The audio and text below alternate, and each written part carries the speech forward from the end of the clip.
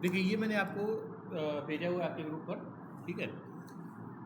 पहला जो असाइनमेंट आपको दिया था उसमें क्या कहा था कि ये जो क्लासेस हैं या एंटिटीज़ हैं, ठीक है, उन एंटिटीज़ को आप पहले फाइंड आउट करिए। जैसे ये बैंक हो गया, राइट, ये बैंक एंटिटी हो गई।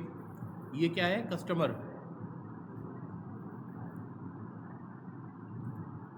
कस्टमर हो गया, ठीक है।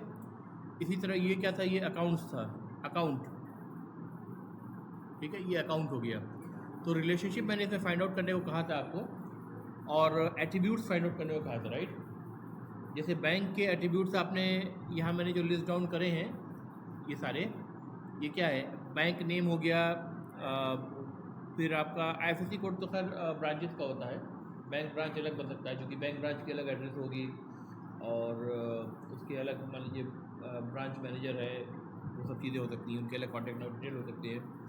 तो जैसे कंट्री ऑफ ओरिजिन मैंने बताया था पिछली बार भी, कंट्री ऑफ ओरिजिन किस कंट्री का है, यूएस बेस्ड बैंक है, इंडियन बेस्ड बैंक है, स्विट्जरलैंड बेस्ड बैंक है, कौन सा है, ठीक है। तो और बैंक का कस्टमर से रिलेशनशिप बताया था, bank holds the list of customer,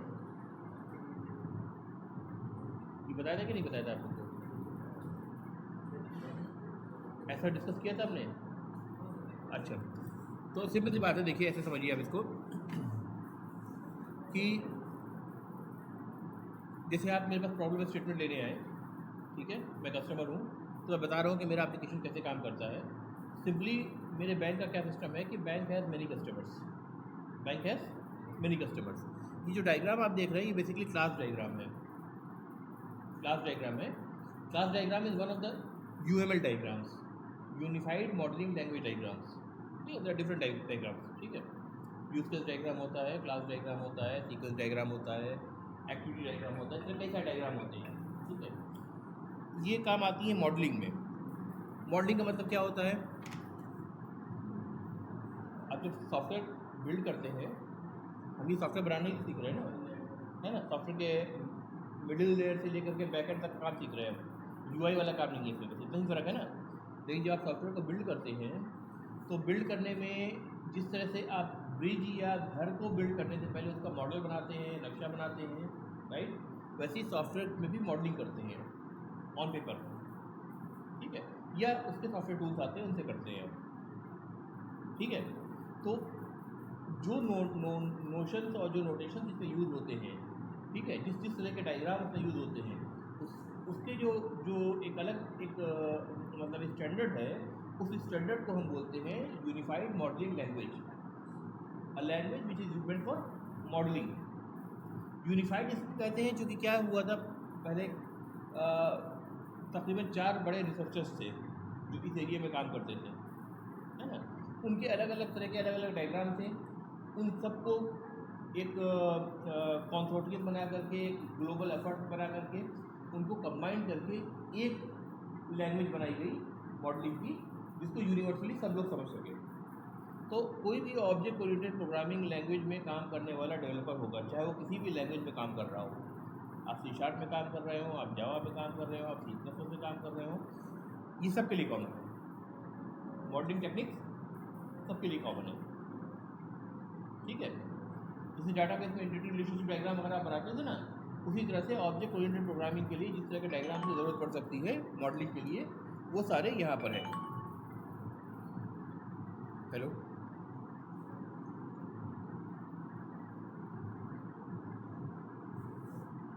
हाँ ले लीजिए।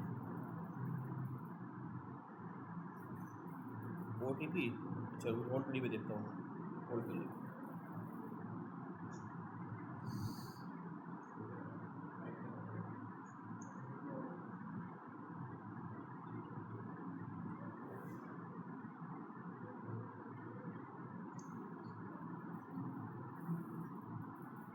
हाँ बोलिए उनको।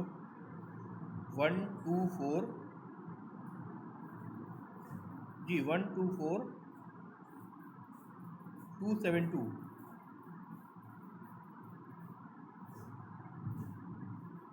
आधार का रुकिए कंट्रोल करिए, देखता हूँ मैं आपको बता रहा हूँ,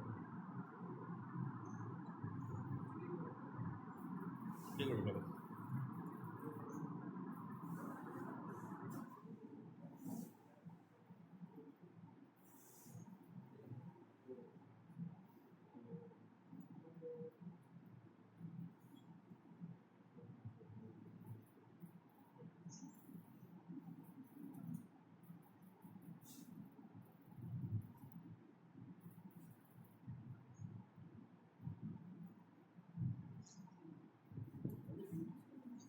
एक मिनट होगी भाई, देख रहा हूँ मैं। हेलो, हाँ एक मिनट, आधार कार्ड नंबर चाहिए उनको, दे रहा हूँ मैं एक मिनट। Last 40 rupees. हाँ बता रहा हूँ, एक मिनट देखना पड़ेगा, ऑफिस में बैठा हूँ ना मैं।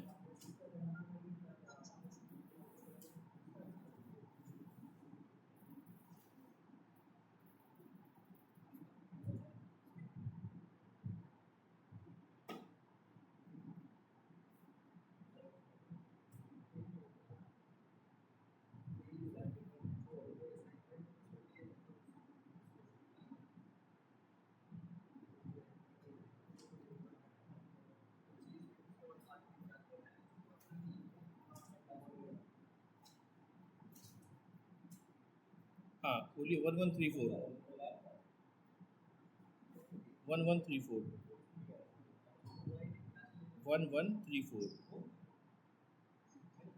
हो गया, ठीक है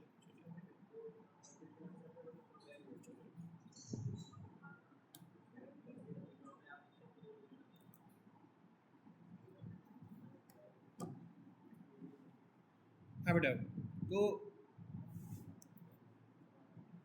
सबसे पहले ऑब्जेक्ट ओरिएंटेड प्रोग्रामिंग क्या करते हैं हम? डाटा फोकस करते हैं, राइट? डाटा, और डाटा का हाईएस्ट फॉर्म क्या है? एंटिटीज। तो ये जो बैंक, कस्टमर, अकाउंट, ये सारी चीज़ें हमने जो आइडेंटिफाई करी हैं, ये क्या है? एंटिटीज है। एंटिटीज है जिसको क्लास से स्पेसिफाई करते हैं, यानी क्लास से उसको डिफाइन करते हैं, उसमें क्या क्या एट्रीब्यूट्स होंगे, क्या क्या उसके बिहेवियर यानी फंक्शंस होंगे, राइट? तो पहले तो आपने एंटिटीज सारी लिस्ट डाउन करी, बैंक, कस्टमर हो गया, अकाउंट हो गया, केवाईसी डिटेल हो सकता है, राइट? करेक्ट। फिर अकाउंट के भी सब टाइप है, यहाँ से डीमैट अकाउंट हो गया, पीपीएफ अकाउंट हो गया, करंट अकाउंट हो गया, है ना? फिर आपका सेविंग अकाउंट हो गया, डिफरेंट टाइप्स ऑफ अकाउंट हो सकते हैं, राइट? तो इनके बीच, इन सारी एंटिटीज़ के बीच पहला काम तो आपको ये बोला था कि इनके एट्रीब्यूट्स को आइडेंटिफाई करिए असाइनमेंट में, जो आपने करा भी होगा, राइट? अब इनके बीच क्या रिलेशनशिप है, ये एक दूसरे से कैसे जुड़े हुए हैं? अब जैसे अकाउंट में और current account, saving account, demat account को अगर आप देखें, इन सबको देखें, ये डीमैट अकाउंट है, डीमैट अकाउंट है, ये करंट अकाउंट है, ये सेविंग अकाउंट है, ये पीपीएफ अकाउंट है, राइट? तो ये सारे अकाउंट हैं, ये सारे अकाउंट है, ठीक है? ये अकाउंट के सब टाइप्स है ना? अकाउंट उसका सुपर टाइप हो गया, ठीक है? करेक्ट। तो आपने सी प्लस से क्या पढ़ा था? इस तरह के रिलेशनशिप को रिप्रेजेंट करते हैं हम टेक्निकली इनहेरिटेंस से, है ना? यानी अकाउंट क्लास पेरेंट क्लास बन जाएगा, और आपका demat account, PPF account, current account, saving account, ये सब क्या बनेंगे? चाइल्ड क्लास बन जाएंगे। सिमिलरली अगर मैं कहूँ एज अ कस्टमर कि भाई हमारे बैंक में क्या होता है कि अकाउंट्स के ऊपर, on the basis of account, हम कार्ड्स भी इशू करते हैं, ठीक है? फॉर एग्जांपल डीमैट अकाउंट में कार्ड इशू नहीं करते हैं, बट करंट अकाउंट और सेविंग अकाउंट में हम कार्ड्स इशू करते हैं। तो कार्ड्स का मतलब कार्ड्स क्रेडिट कार्ड भी हो सकता है, डेबिट कार्ड भी हो सकता है, ठीक है? कार्ड इंटरनेशनल भी हो सकता है और डोमेस्टिक भी हो सकता है, ठीक है? डिफरेंट अलग अलग टाइप के कार्ड्स आते हैं, है ना? डिफरेंट कैटेगरी ऑफ कार्ड, जैसे आप देखे होंगे कि अमेजन ICICI पे कार्ड आता है, फ्लिपकार्ट एक्सिस बैंक का कार्ड आता है, and so on, different categories के कार्ड आते हैं। तो सिमिलरली अगर हम कहें कि अकाउंट पे हम कार्ड इशू करते हैं, राइट? तो अकाउंट से कार्ड का भी कहीं ना कहीं रिलेशनशिप है। तो एक एंटिटी कार्ड हो गई,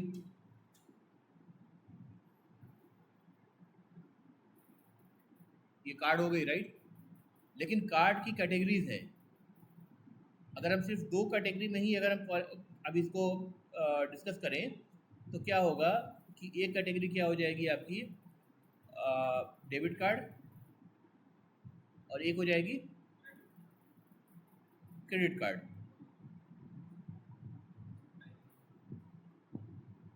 दो टाइप हो गई। यहाँ भी इनहेरिटेंस का रिलेशनशिप बनेगा, यानी पेरेंट क्लास क्या बनेगी? कार्ड बनेगी, चाइल्ड क्लास डेबिट कार्ड और क्रेडिट कार्ड बनेगा।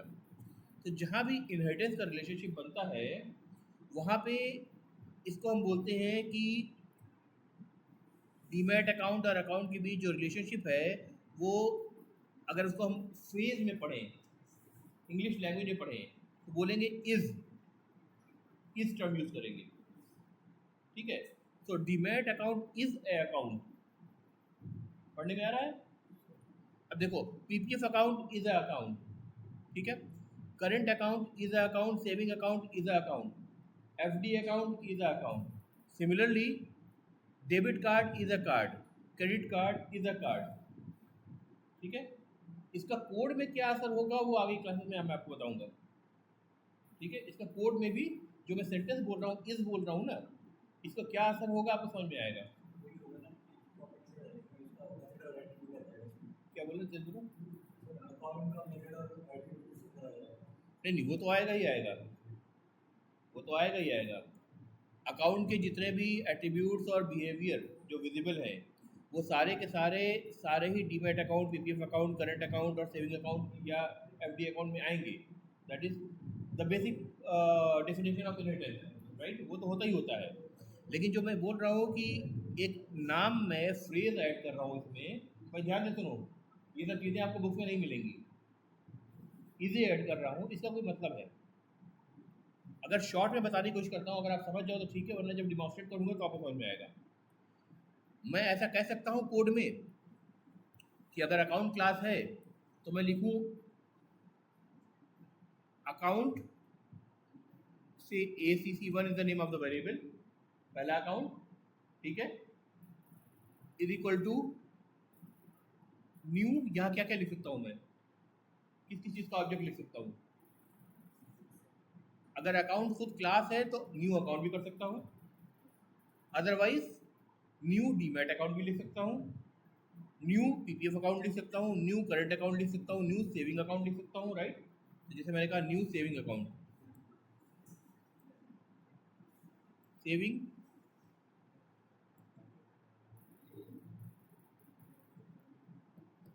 ऐसे लिख सकता हूँ कोड। C++ में भी ऐसे ही करते थे, हम कुछ नई चीज़ें बता रहा हूँ। C++ में भी ऐसे ही करते हैं। C++ में न्यू कीवर्ड भी यूज होता है डायनेमिक एलोकेशन के लिए, है?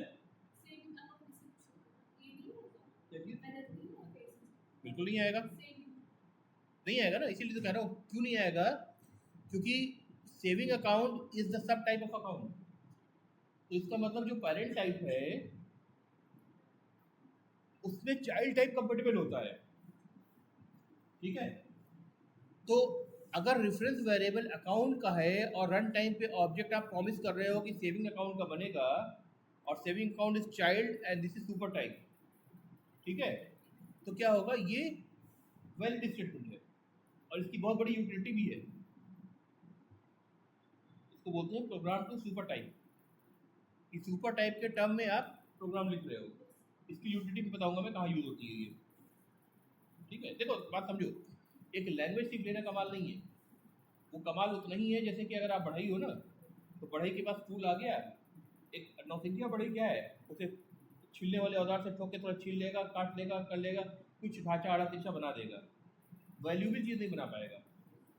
उसी औजार को यूज़ करके एक जो स्किल्ड बढ़ई होगा वो इतना अच्छे कारपेंट्री बना करके देगा जिसकी वर्थ होगी, जिसकी मार्केट वैल्यू होगी, है ना। तो लैंग्वेज सीखना कोई कमाल नहीं है। लैंग्वेज में आप सिंटेक्स सीखते हो, छोटे मोटे तरीके सीखते हो, इनिटेट क्या होता है, इनका एक्सप्लेनेशन क्या होता है, ये सब सीखते हो। यूज़ कहाँ करना है, कहाँ उसका बेनिफिट निकालना है, वो सॉफ्टवेयर डेवलपमेंट में आप सीखते हो, ठीक है, ठीक है। तो इस सेशन में, जावा के सेशन में सारी चीज़ें कवर होंगी। पहला लेवल आपने बेसिक समझा ऑब्जेक्ट ओरिएंटेड प्रोग्रामिंग में, जो C++ में पढ़ा। अब उसी चीज़ को हम ऑब्जेक्ट ओरिएंटेड प्रोग्रामिंग को दोबारा अगर हम पढ़ा रहे हैं जावा के लैंग्वेज में, तो दो पर्पज़ है, एक तो जावा सीख जाओ आप, दूसरा पर्पज़ क्या है, उसको एक नेक्स्ट लेवल तक आप ले जाओ जो यूटिलिटी का लेवल हो, ठीक है ना भाई। तो ये चीज़ परफेक्टली वैलिड है। अकाउंट ACC1 या न्यू सेविंग अकाउंट की जगह मैं न्यू डीमैट अकाउंट भी कह सकता था, क्योंकि डीमैट अकाउंट चाइल्ड है। और जब मैं ये रिलेशनशिप लिखूंगा कोड में तो अगर आप बिगिनर हैं तो चेक करने के लिए आप ऐसे कह सकते हैं, saving account is a account, ठीक है, saving account is a account, इसलिए अकाउंट के रेफरेंस वेरिएबल में असाइन हो जा रहा है, ठीक है बात समझ में। या डीमैट अकाउंट लिखा होता तो demat account is a account, इसलिए ये स्टेटमेंट सही होता है। अगर मैं कोड में इसका उल्टा लिखता, फॉर एग्जाम्पल मैं ऐसे लिखता saving account variable name ACC1 for example is equal to new account, ये कंपाइल नहीं करता, ये इनवैलिड होता। क्यों? क्योंकि रिलेशनशिप अब उल्टा नहीं बनेगा। Account is not necessarily a saving account, it could be any of these 4-5 accounts type सब टाइप, ठीक है। Account could be a demat account also. तो सेविंग अकाउंट का रेफरेंस वेरिएबल यूज करके आप अकाउंट का ऑब्जेक्ट होल्ड नहीं कर सकते, ठीक है।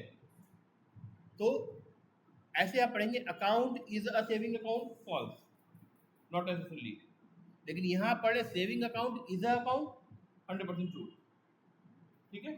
तो ये सिंटेक्स आपका वैलिड है, ये सिंटेक्स इनवैलिड है, ये कंपाइल फेल करेगा, ये कंपाइलेशन फेल नहीं करेगा।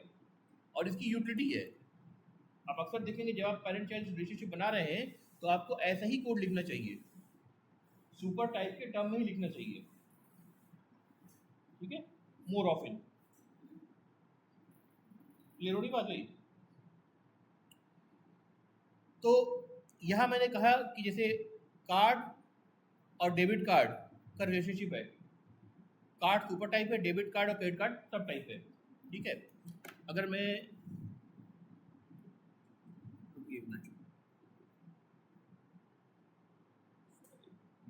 न्यू फाइल ओपन करते हैं,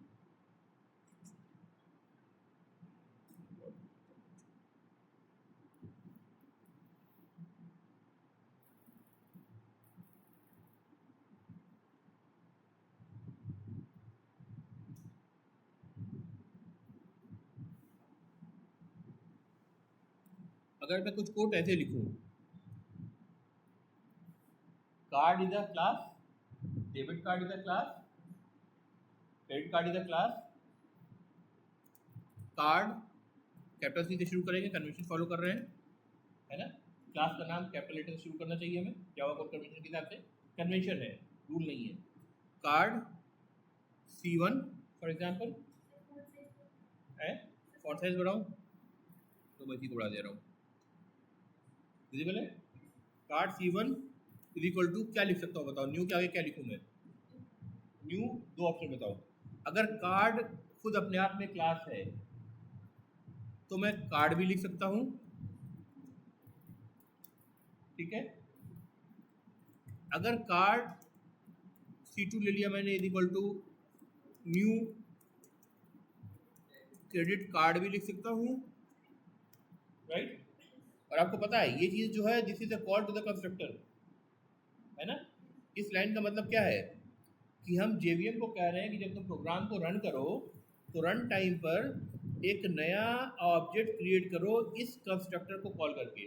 इस कंस्ट्रक्टर मतलब जो कोई भी आर्गुमेंट नहीं ले रहा है, may be a no arg constructor और may be a default constructor अगर आपने डिफाइन नहीं कर रखा है, ठीक है।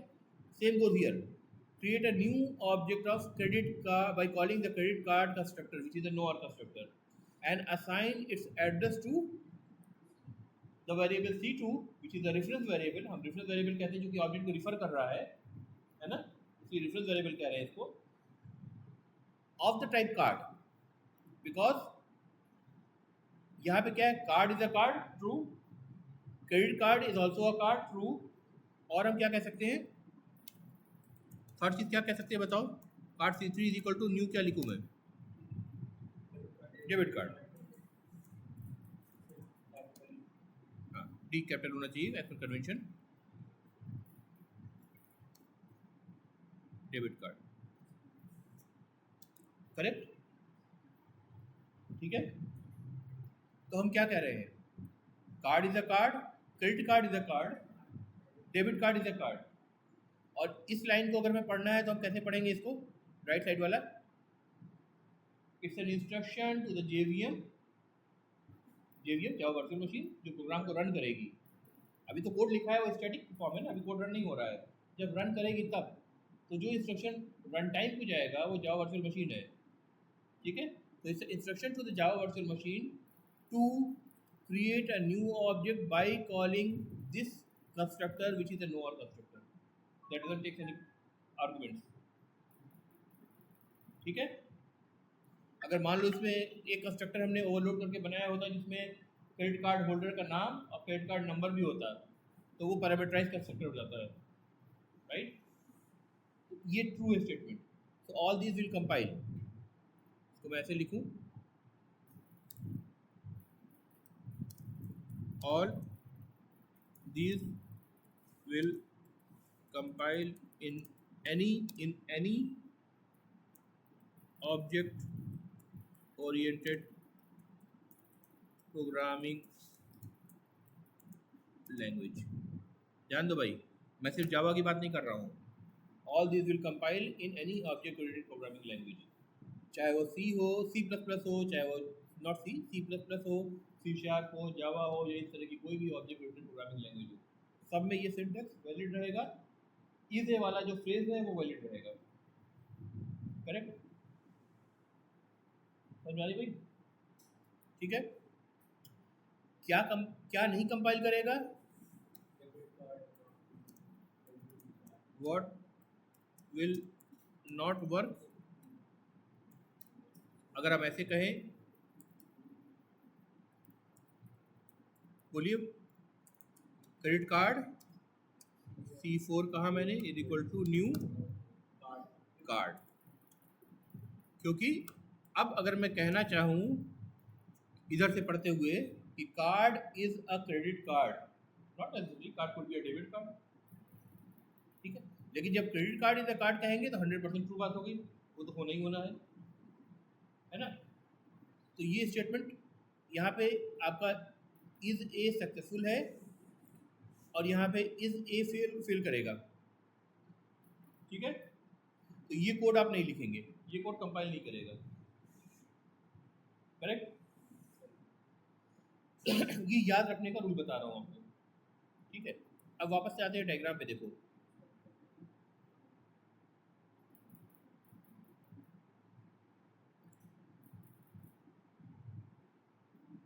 सुपर टाइप और सब टाइप या पेरेंट टाइप या चाइल्ड टाइप के बीच आपने इज रिलेशनशिप देख लिया, कोड में कैसे रिप्रेजेंट करते हैं समझ लिया आपने, राइट। अभी देखो बैंक और कस्टमर के बीच क्या रिलेशनशिप है। मैंने कहा bank has many customers, correct. Similarly a customer may have many accounts, customer एक ही है लेकिन उसका सेविंग अकाउंट भी हो सकता है, और वो बिजनेस करता है तो करंट अकाउंट भी हो सकता है, और ट्रेडिंग करता है डीमैट अकाउंट भी हो सकता है, करेक्ट। तो अब a customer may have many account, ठीक है। तो मैं रिलेशनशिप जो रिप्रेजेंट कर रहा हूँ, ये जो लाइन लिखा है मैंने, इसको पढ़ देता हूँ। ये क्या लिखा है मैंने, बैंक में एक एट्रीब्यूट है जो लिस्ट ऑफ कस्टमर्स है, क्या है, लिस्ट ऑफ कस्टमर है, कस्टमर अलग ऑब्जेक्ट है। बैंक के अंदर लिस्ट ऑफ कस्टमर है या कलेक्शन ऑफ कस्टमर है, कलेक्शन, समझ रहे हो। सिंपलेस्ट फॉर्म कलेक्शन को रिप्रेजेंट करना है तो कैसे करेंगे, अरे से करेंगे, स्टैटिक अरे। अरे क्या होता है, it's a collection of elements, चाहे वो इंटीजर टाइप का हो तो इंटीजर अरे कहेंगे, स्ट्रिंग टाइप का हो तो स्ट्रिंग अरे कहेंगे, कस्टमर टाइप का हो तो कस्टमर अरे कहेंगे, ठीक है। तो इसका मतलब बैंक के अंदर एक वेरिएबल जाएगा जो कि एक कलेक्शन होगा, चाहे वो अरे हो या उसको सिंपली मैं लिस्ट कहूँ, ठीक है। लिस्ट का मतलब क्या होता है वो आगे भी समझेंगे और डिटेल में, ठीक है। बेसिकली कलेक्शन, जो ऐसा कोई डाटा स्ट्रक्चर जो कलेक्ट करता हो बहुत सारे एलिमेंट्स को, तो वो डाटा स्ट्रक्चर क्या कर रहा है, कस्टमर्स का है, यानी बैंक हैज मेनी कस्टमर्स, ठीक है। Bank has many customers, similarly customers has many accounts. क्या ये इनहेरिटेंस रिलेशनशिप है, क्या ये इनहेरिटेंस है? ये जो मैं कह रहा हूँ कि बैंक में एक एट्रीब्यूट आप बना रहे हैं विच है द कलेक्शन ऑफ कस्टमर, चाहे अरे के फॉर्म में करें, तो बैंक और कस्टमर के बीच एक रिलेशनशिप स्टेब्लिश हुई ना, वो अलग क्लास है, ये अलग क्लास है। क्या ये इनहेरिटेंस है? नहीं है। इसको या तो हम कंपोजिशन कहेंगे या एग्रीगेशन कहेंगे, ठीक है। इन जनरल कंपोजिशन कह सकते हैं, ज़्यादा माइन्यूटली बाइफरगेट करेंगे तो कंपोजिशन या एग्रीगेशन कहेंगे, ठीक है। ये सब चीज़ इंटरव्यू में अगर आप बोलेंगे ना बहुत मैटर करेगी चीज़ें। Customer has account, again customer के पास क्या है, एक कलेक्शन है अकाउंट का, 4-5 अकाउंट का, ठीक है, different types of account. For one customer, जैसे सेविंग अकाउंट बोला, करंट अकाउंट बोला, डीमेट अकाउंट बोला एंड सो ऑन। ठीक है, तो customer may have a number of account may have a number of cards, on every account there would be number of cards.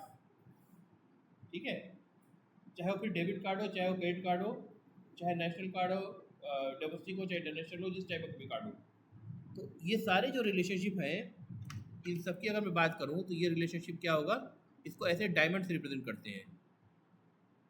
बाद मरतबा हम खाली डायमंड छोड़ते हैं, जैसे खाली दिख रहा है आपको, बाद मरतबा इसको फिल करते हैं। जो फिल करते हैं उसको बोलते हैं कंपोजिशन, और जो खाली छोड़ते हैं उनको क्या बोलते हैं, एग्रीगेशन। ठीक है, लेकिन इसका मतलब क्या है कि कई सारे कार्ड मिलकर के अकाउंट में एक एट्रीब्यूट बना रहे हैं, करेक्ट।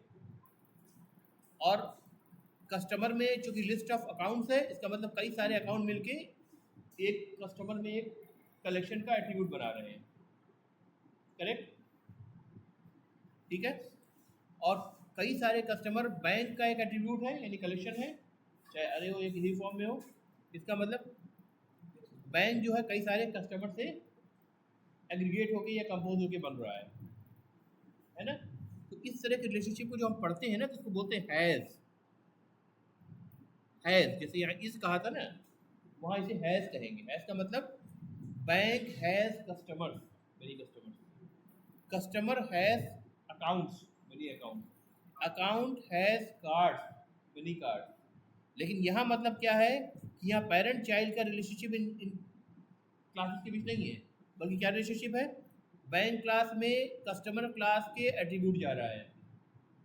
ठीक है, कस्टमर क्लास में अकाउंट क्लास का एट्रीब्यूट जा रहा है, अकाउंट क्लास में कार्ड क्लास का एट्रीब्यूट जा रहा है। इन जनरल हम कंपोजिशन बोल रहे हैं, और माइन्यूटली अगर उसको डिफ्रेंशिएट करेंगे तो एग्रीगेशन भी हो सकता है और कंपोजिशन भी हो सकता है। बात समझ में आई भाई? क्लियर हो रही है?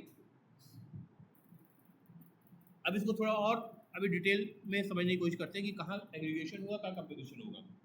ठीक है,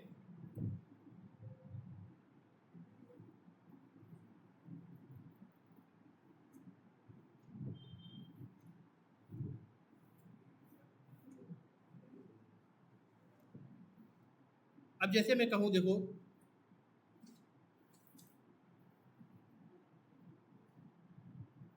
दोबारा से बना रहा हूँ मैं, बैंक क्लास बना, राइट।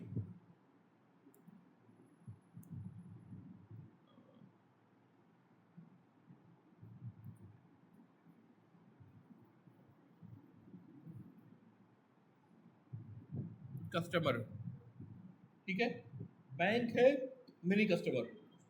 कैसे रिलेट कर रहे हैं, यहाँ से एक लाइन खींच रहे हैं, one bank has many customer. ठीक है, कस्टमर में अकाउंट में जब हम रिलेशनशिप बना रहे हैं तो वहाँ भी कुछ ऐसा लिखेंगे,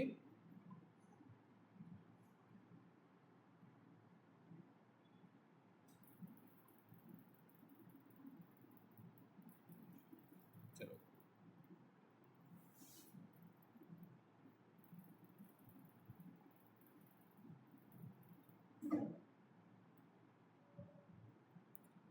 ठीक है, one customer has many account, correct. यहाँ पे जो मैं डायमंड बनाऊंगा वो एम्प्टी डायमंड बना रहा हूँ। ठीक है, यहाँ पे मैं जो डायमंड बना रहा हूँ उसको मैं फिल करूँगा।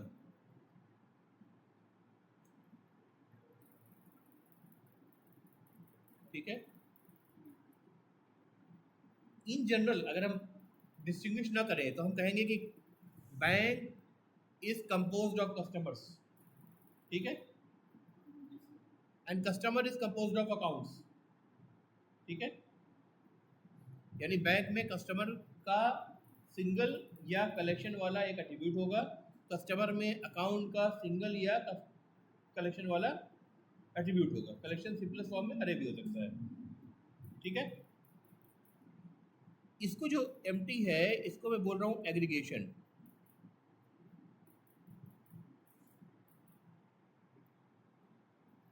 ठीक है, इसको मैं बोल रहा हूँ कंपोजिशन।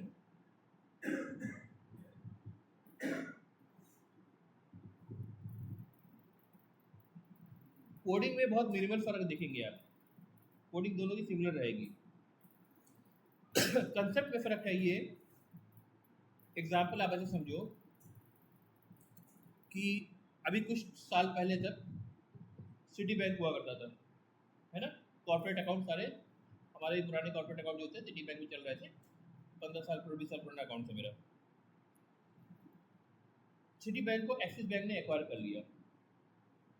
सिटी बैंक को एक्सिस बैंक ने एक्वायर कर लिया। ये बैंक का अगर ऑब्जेक्ट बना होगा तो आप कहेंगे सिटी बैंक के नाम से बना होगा, ठीक है।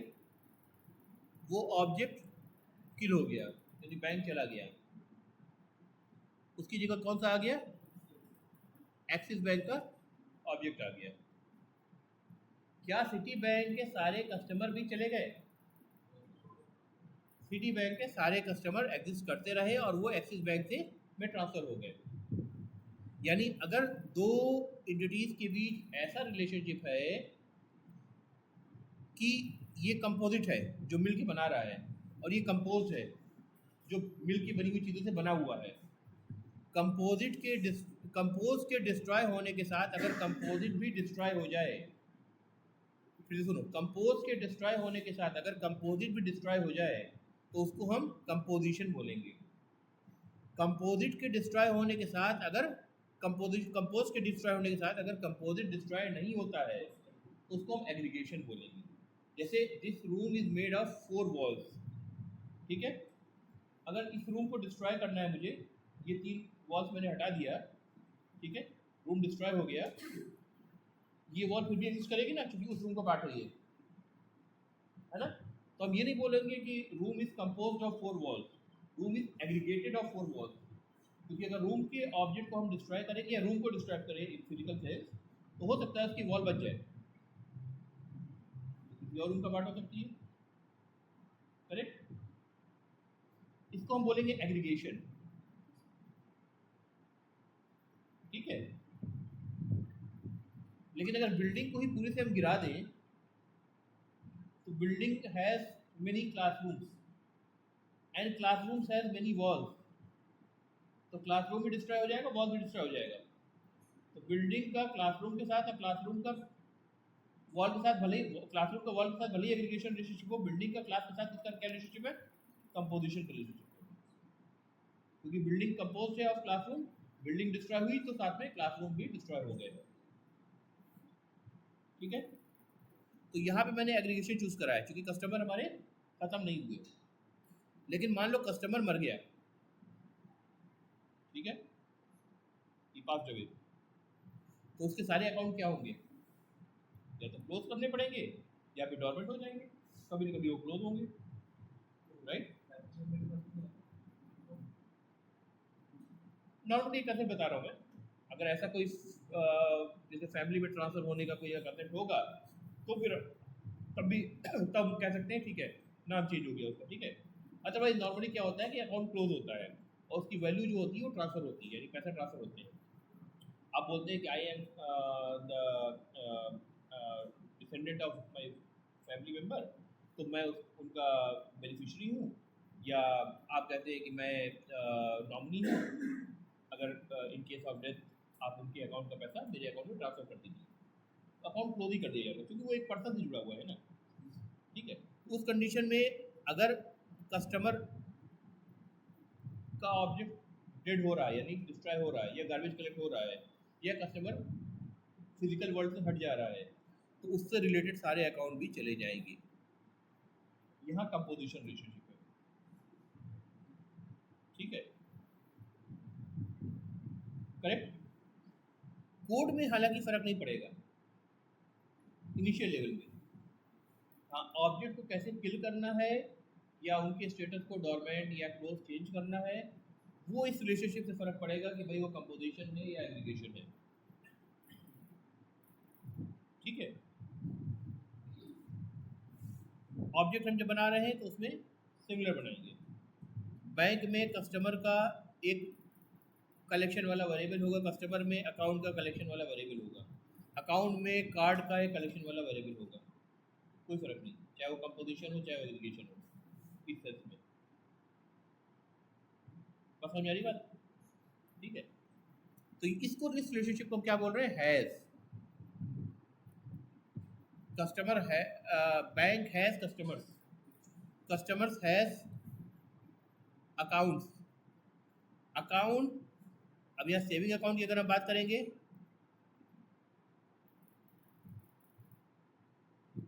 सेविंग अकाउंट इज अकाउंट, ठीक है। जहां इज देखे वहां समझिए कि इनहेरिटेंस रिलेशनशिप हो रहा है, और जहां पे हैज देखे वहां समझिए कि इन जनरल कंपोजिशन यूज हो रहा है, इधर कंपोजिशन और एग्रीगेशन, ठीक है। और कंपोजिशन या एग्रीगेशन का मतलब क्या है? इसका वेरिएबल इसमें जाएगा, इसका वेरिएबल इसमें जाएगा, एज एट्रीब्यूट, करेक्ट, ठीक है। तो जब आप डिज़ाइन करेंगे तो आपको कोड डिज़ाइन में ये सोचना पड़ेगा कहाँ पे आपको कंपोजिशन यूज़ करना है, कहाँ पे इनहेरिटेंस यूज़ करना है। क्लियर हो रही बात? ठीक है, ये दोनों चीज़ें मैटर करेंगी, और अक्सर बिगिनर्स जो होते हैं वो कंफ्यूज होते हैं इसमें। जहाँ पे कंपोजिशन से काम चल सकता है वहाँ पे वो क्या करते हैं, इनहेरिटेंस की टर्म में सोचने लगते हैं, डिज़ाइन गलत हो जाती है।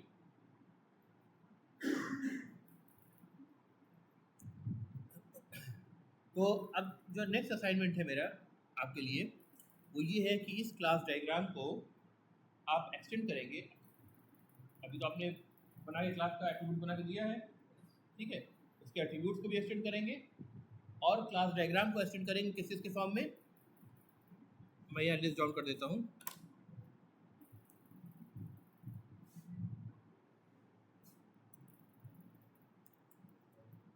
Assignment, create a class diagram, ठीक है, that will be ultimately translated to code. हम डायग्राम बना के छोड़ नहीं देंगे, कोड में ट्रांसलेट करना है, पर्पस यही है ना कि अल्टीमेटली वो कोड में ट्रांसलेट होगा। क्रिएट अ क्लास डायग्राम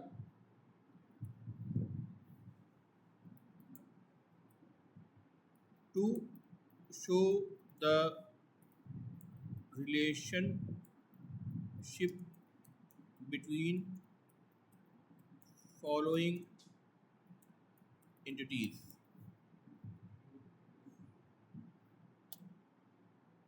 कौन सी एंटिटी है बता रहा हूँ आगे।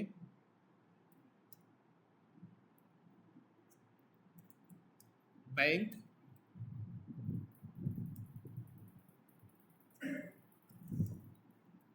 कस्टमर, अकाउंट,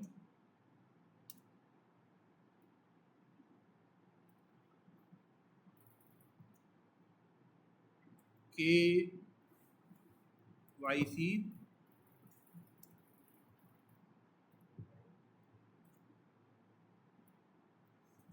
कार्ड, ठीक है, एंड डिफरेंट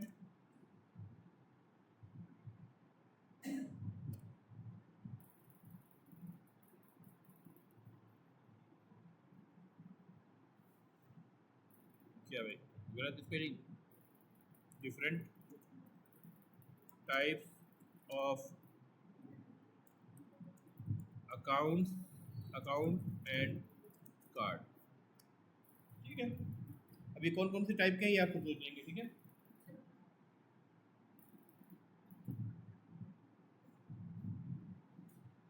फोटो खींचना तो खींच लो।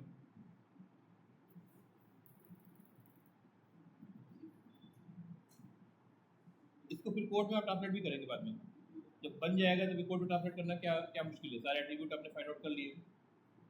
बिहेवियर बाद में देख लेंगे, अभी बिहेवियर तक जाने के लिए कह रहा हूँ मैं। बिहेवियर मतलब क्या है? फंक्शंस, फंक्शन की बात अभी नहीं कर रहा हूँ मैं, ताकि आसान रहे, ठीक है।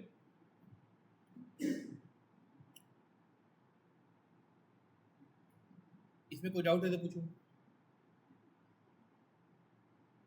हो जाएगा। थोड़ा सा एक काम करना, फ़ायदेमंद रहेगा। UML, जिसको हम बोलते हैं यूनिफाइड मॉडलिंग लैंग्वेज, UML का ट्यूटोरियल सर्च करना, ठीक है। और इस ट्यूटोरियल में 3 डायग्राम पढ़ना हमेशा काम आएगा तुम्हारे। Use case diagram, class diagram, sequence diagram. At least ये 3 तो पढ़ ही लो, बाकी बहुत सारे होते हैं, जीवन में बहुत सारे डायग्राम होते हैं, लेकिन ये 3 मोस्ट फ्रीक्वेंटली यूज डायग्राम्स हैं और मुश्किल से आपको कुछ घंटे लगेंगे पढ़ने में। पढ़ोगे तभी तो बनाओगे। क्लास डायग्राम तो बनाना ही नहीं, असाइनमेंट का पार्ट नहीं, पढ़ने को कह रहा हूँ मैं, कि आपके इंटरव्यू वगैरह के लिए कह रहा हूँ मैं। भाई अर्ली तैयारी करो, ठीक है। जितनी जल्दी चीज़ों से फैमिलियर होगे उतनी जल्दी आगे बढ़ना आसान होगा। लास्ट 7th सेमेस्टर में जा करके फिर तैयारी करोगे तो कहीं नहीं होने वाला टेंशन नहीं होगी, ठीक है। इतना तो सीख ही लो कि जब आपका इंटरव्यूअर बैठा हो और 10 लोगों का इंटरव्यू वो ले रहा है, तो उस 10 में से एटलीस्ट एक आप ऐसे होने चाहिए जो उन 10 को बीट कर पाए। और उसके लिए जब भी वो डिस्कशन करेगा तो आप मौका तलाश करेंगे कि आप उन चीज़ों को बोल सकें, उन वर्ड्स को बोल सकें, उस तरह की टेक्निक्स को बोल सकें, एक्सप्लेन कर सकें जो नॉर्मल से आपने ज़्यादा सीख रखी है, ठीक है।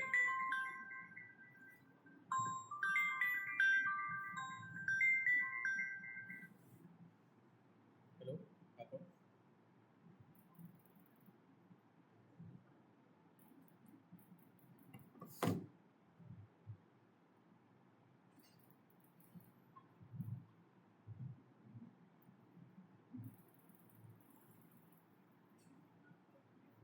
ठीक है।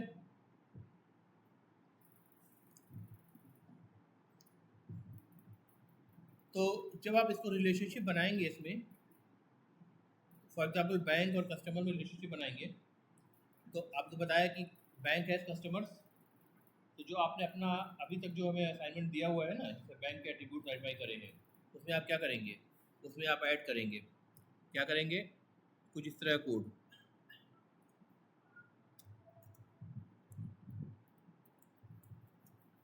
कस्टमर अरे, कस्टमर्स लिस्ट, ठीक है, इज इक्वल टू न्यू। कैसे करते हैं बताओ, अरे कैसे डिफाइन करते हैं,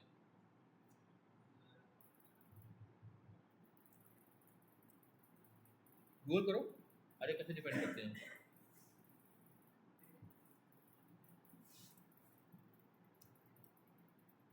ऐसे करते हैं क्या, गलत कर रहा हूँ या सही कर रहा हूँ बताओ, जावा में देखो, हाउ टू डिफाइन एन अरे ऑफ कस्टमर्स, या परप्लेक्सिटी से पूछ लो या चैट जीपीटी से पूछ लो, यूज़ किया करो इन लोग इस टूल्स को। कुछ सेंटेंस गलत है तो बताओ।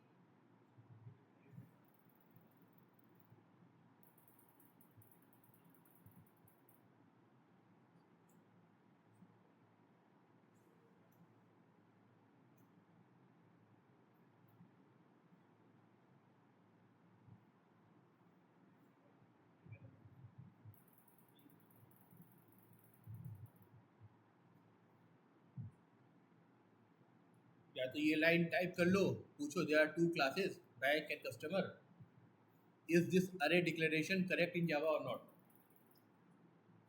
क्या बता रहा है, सही है। और बाकी लोग भी करेक्ट करो।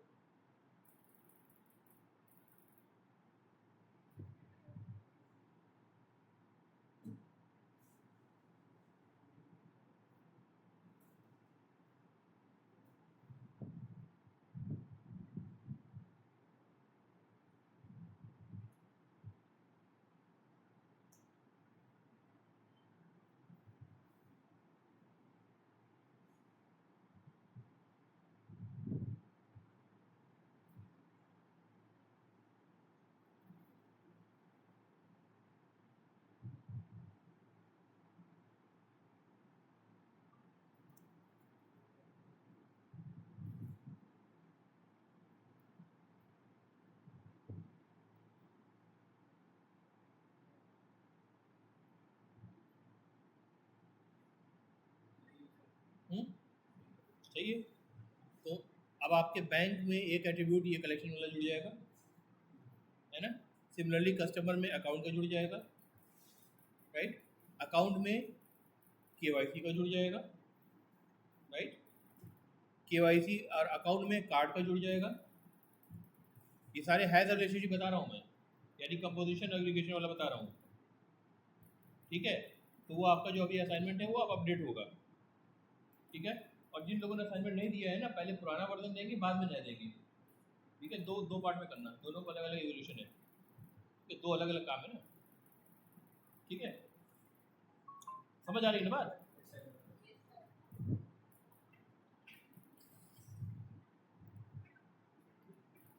आगे बढ़े।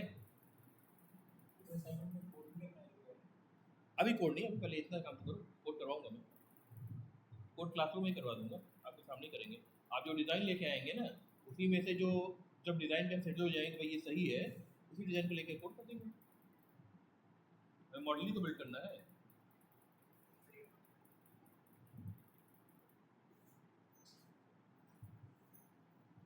ठीक है। अच्छा, एक चीज़ और सर्च करना, लिख लो।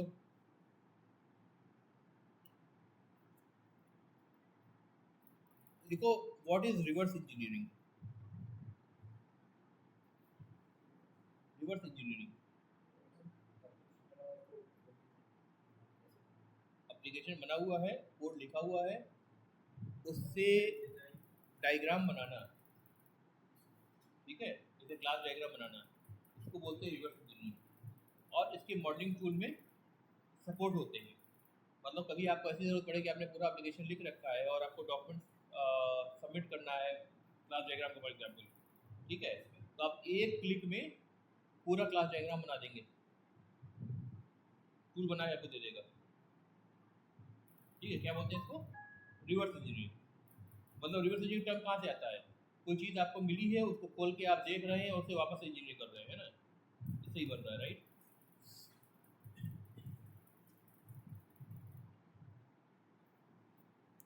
और एक चीज़ और सर्च करना, how to convert a class diagram into code, into Java code. English पे देखना, इंग्लिश जो इंस्टॉल्ड है ना, इंग्लिश पे देखना, how to convert a class diagram and convert into code. इसमें इक्लिप्स का, या तो इक्लिप्स में आपको मॉडलिंग का एक्सटेंशन इंस्टॉल करना पड़ेगा, ठीक है, या फिर इक्लिप्स का मॉडलिंग वाला वर्जन ही डाउनलोड करना पड़ेगा, दो में से एक काम करना पड़ेगा। अब अगर आपने क्लास डायग्राम टूल पे बनाया है कॉपी बनाने के बजाय, उसमें डायग्राम जैसे आप पेंट ब्रश में स्क्वायर बनाने का तरीका नहीं आता है, वैसे उसमें क्लास डायग्राम का क्लासेस बनाने का, एट्रीब्यूट्स और वेरिएबल डिक्लेयर करने का तरीका पूरा आता है। जब आप डिज़ाइन अपने तैयार कर चुके हैं तो अपने मैनेजर को प्रेजेंट भी कर लोगे, डिस्कस भी कर लोगे, उसको रिफाइन भी कर लोगे, फिर एक क्लिक में उसकी करस्पॉन्डिंग पूरा स्केलेटन कोड में जनरेट कर दोगे। यानी सारे एट्रीब्यूट जनरेट होकर आ जाएंगे, सारे मेथड जो आपने लिखे हैं वो एम्प्टी बॉडी के साथ जनरेट होकर आ जाएंगे। बचा क्या वैल्यू, मेथड का बिहेवियर जो है, सारे पैरामीटर डिफाइंड ऑलरेडी है कि क्या क्या लेगा, आउटपुट टाइप क्या है, क्या देगा, सब कुछ पता है आपको, ठीक है। फाइनली आपको कोड एल्गोरिथम लिखना है कि ये कैसे करेगा बस। तो इतना कोड बना के आप जूनियर डेवलपर को दे दोगे, भाई तुम कर दो, क्या मुश्किल है ना। क्योंकि सारी ग्रेड स्टोरिंग आप पहले कर चुके हैं ना, डिजाइन नहीं कर चुके हैं आप, तो चीज़ स्टेबलाइज हो चुकी है ऑलरेडी। तो ये भी एक तरीका है, हम लोग कैफे में किया करते थे इसका काम। अब तो टूल भी बहुत सारे चेंज हो गए, हो सकता है बहुत सारी नई चीज़ें आ गई उसमें, ठीक है।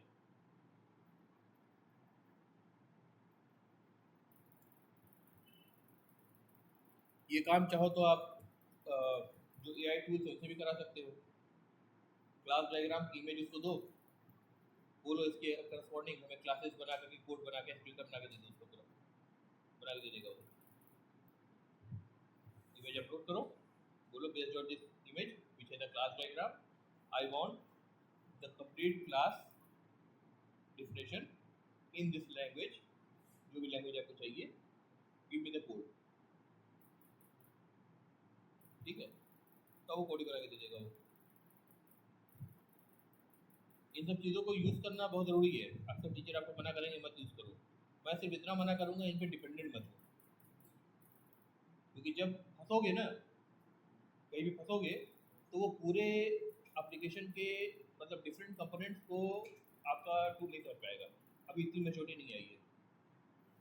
उस कंडीशन में आपको वो चीज़ें फिगर आउट करनी पड़ेंगी, और तब फिगर आउट करोगे, कर पाओगे जब आप चीज़ों को बारीकियों से समझते हो, मतलब आपको चीज़ें आती भी हों, कुछ कोड जनरेट करना ना आता हो, कोड को करना भी आता हो, तब आप उनको बड़ी आसानी से विद इन टाइम जनरेट करोगे, जनरेट करने में जो प्रॉब्लम होंगी फिक्स करोगे, अपने हिसाब से कस्टमाइज कर लोगे, आपकी प्रोडक्टिविटी बहुत गुना बढ़ जाएगी, खास करके कॉम्प्लेक्स एप्लीकेशन में। और स्टैंडर्ड क्वालिटी कोड आप लिख सकते हो उससे। लेकिन वही डिपेंड हो गया, तो जब फंसोगे वहाँ नौकरी जाएगी फिर, क्योंकि अगले 4-5 साल में ऐसा ही इंजीनियर बन के निकलने वाले हैं जो इसी तरह अपना काम चलाएंगे और उनको कोडिंग नहीं आती होगी,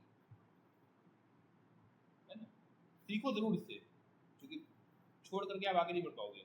इन चीज़ों को मैक्सिमम यूज़ करो, टूल्स को मैक्सिमम यूज़ करो, लेकिन उन पे 100% डिपेंडेंट ना हो, चीज़ को साथ में सीखो भी, उसको सीखने के लिए यूज़ करो।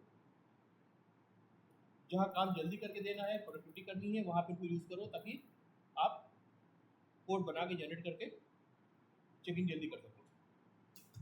लेकिन उसको रिव्यू आपको अच्छे से खुद से करना पड़ेगा एक बार, ठीक है।